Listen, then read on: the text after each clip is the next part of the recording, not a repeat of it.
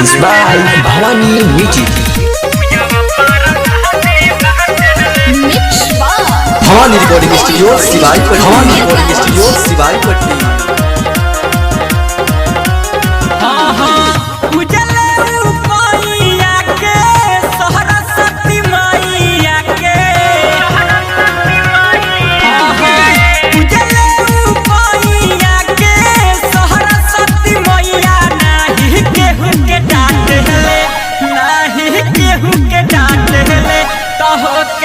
भगती में महकन मुस्की काटे ले पूजावा पारा शादी बाटे ले कहो के भगती में महकन मुस्की काटे ले पूजावा पारा शादी बाटे ले। Presents by Bhavani Music.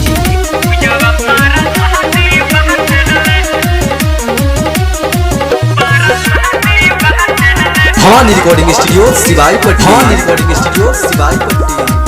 आरती उतार हमाई के गहरे ले गीतिया हो भगती में लागे करमान हो सेवा में न कमी करे खड़ा रहे के तरे हरदम पूजे ले चहराना हो।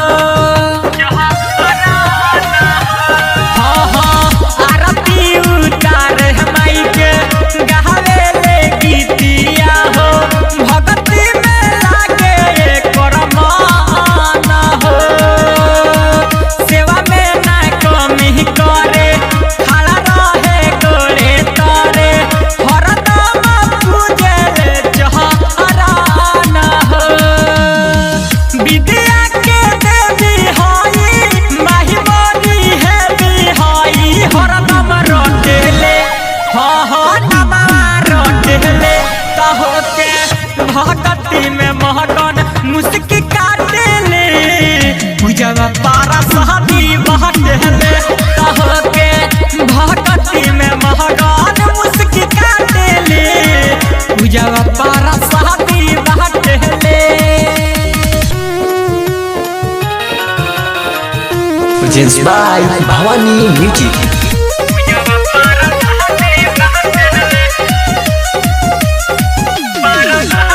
Bhavani Recording Studio, Sivai Patti. Bhavani Recording Studio, Sivai Patti.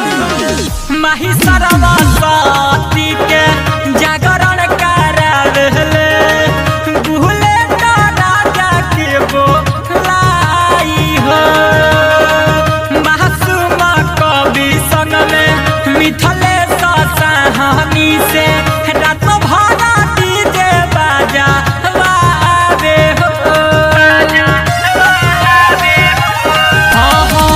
माही सरस्वती के जागरण करावे भूले तो राजा के बोलाई हो मासूम कवि संग में मिथले सहानी से रात भरा साउंड बाजा बाबे हो कब नहीं था अकेले हर साल रखे गजरा कोन काटे ले कोन काटे ले कहो के भगती में महकन मुस्की काटे ले प्रियंका पारा शादी बाटे ले कहो के भगती में महकन मुस्की काटे ले प्रियंका पारा शादी बाटे ले।